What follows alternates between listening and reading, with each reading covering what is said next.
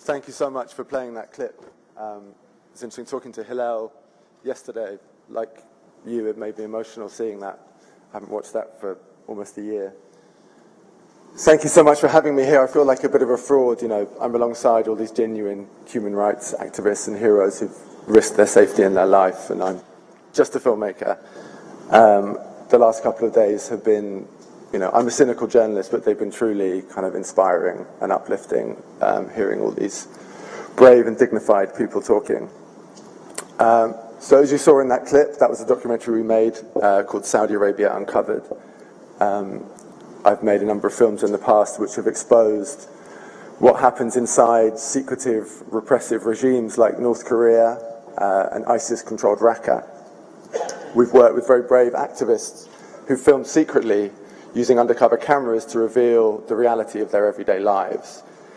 I remember in January 2015 watching the news and a clip coming on, a clip that you've just seen there, of a young man standing in a square being whipped, being lashed publicly in front of a mosque, and a crowd around him cheering. And I thought to myself, you know, what crime has this man committed to deserve such a punishment? Or, you know, is this just another video clip of ISIS barbarity? But as you just saw just then, it turned out that this young man was a young Saudi blogger called Raif Badawi, whose crime was to mildly criticize the Saudi regime and to insult Islam. As you saw, we filmed with his family who received asylum in Canada, but Raif himself still sits in prison, has been sentenced to 10 years in prison and 1,000 lashes. Watching that clip, it gave me the idea that, you know, someone, an activist or whoever, maybe just a bystander, had taken such a huge risk to film that clip. You can tell he's trying to film over someone's shoulder on his mobile phone, and he then uploaded that. You know, that in itself is a crime that could put him in prison for decades. But the fact that someone took that risk and was able to do it gave me the idea to try and apply the same technique that we had done in North Korea and Raqqa inside Saudi Arabia. The difference, unlike North Korea and unlike ISIS, it's not a pariah state and it's not a universally hated terrorist organization. Saudi Arabia is a close ally of Britain and America.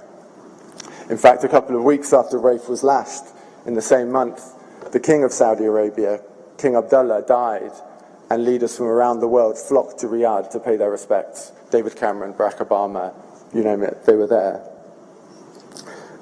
Britain sells billions of pounds worth of arms to Saudi Arabia and claims that we rely on their intelligence to keep ourselves safe at home. And in fact, even the punishment of Raif Badawi, the public flogging, the British government was reluctant to condemn, pointing out that a large part of the population support this punishment. I wonder if they would say the same thing about a suspected thief in Raqqa having his hand chopped off, or indeed a gay man being thrown from a rooftop. So it struck me that there must be people inside Saudi Arabia who share the values of liberalism and tolerance, but that many of those, like Raif Badawi, were languishing in Saudi prisons. So our next challenge to make this film was to find people who shared those values and were willing to take the risk of filming secretly for us. There is a network of young activists inside Saudi Arabia who do share these values and are aware of the outside world and who question the legitimacy of their rulers privately. But crucially, they understand the acute risk that voicing that criticism publicly could entail. In Saudi Arabia, dissidents are tried as terrorists, and you can be jailed for up to a decade just for a tweet. So we tapped into this network through dissidents in London and introduced us to a young man who we called Yasser, who you saw in that clip. We met him in Istanbul, trained him on the undercover camera, talked him through the safety protocol, and he went back to Saudi Arabia to start filming secretly. Unlike North Korea, Saudi Arabia's a technologically advanced country, so millions of people have mobile phones with cameras on them. So it's much harder for the Saudi regime to control what the world sees from inside. So as well as our undercover cameras, we were able to tap into this network who were filming clips on their mobile phones and sharing them on encrypted apps. These clips showed women in the streets being harassed by the notorious religious police for minor infringements of the dress code. What was interesting was that these women didn't meekly apologize and scuttle away. Many of them stood their ground, fought back, and didn't back down. As ever with these places, once you lift the lid to expose what's happening, the reality is far more interesting and complex than the caricature suggests. Our undercover cameras also filmed inside slums. There are huge slums on the outskirts of Saudi cities, but even Saudis themselves wouldn't know about them because filming them is a jailable, imprisonable offence. So we filmed what the Saudis see as this dirty secret they go to great lengths to hide.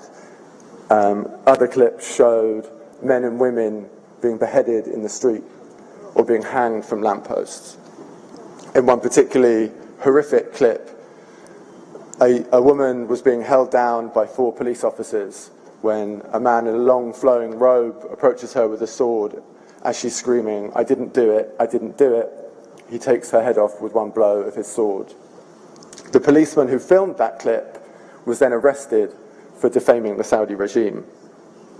There's this strange irony that for many years the Saudis have used these public punishments to instill fear in the population, to control the population, whereas now that technology has improved and the outside world is able to see these, the Saudis are suddenly far more reticent about punishing people publicly and increasingly do it behind closed doors, like last year when they executed 47 supposed terrorists in one day. As a filmmaker, it's always better to go to the country for yourself, to see for yourself, to film for yourself. But unlike even North Korea, Saudi Arabia doesn't give tourist visas. And Western journalists who operate there are strictly controlled, strictly minded. So we knew we needed to, in order to be able to operate freely, we needed to come up with a cover story. So we heard about a cybersecurity conference that would be taking place in Riyadh, and we set up a fake company called CyberSafe UK. We assumed we'd be one of many Western, companies at this conference.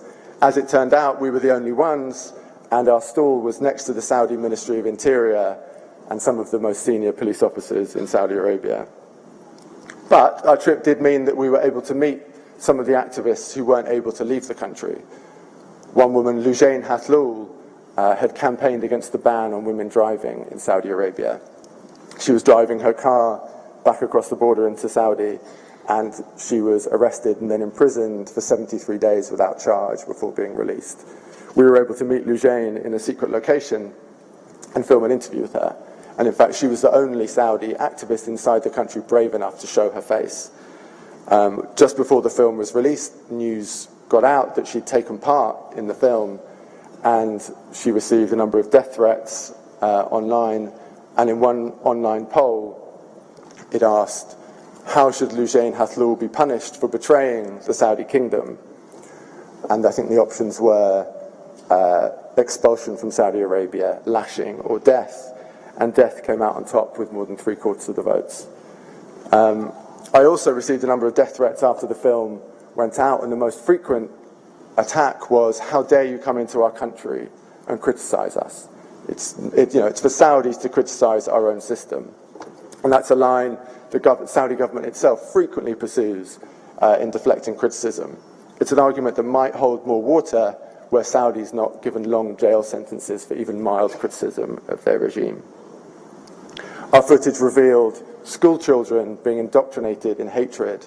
It revealed minorities like Shia Muslims being oppressed, young protesters as young as 16 being sentenced to death, and women still suffering under the male guardianship system, which effectively treats them as children.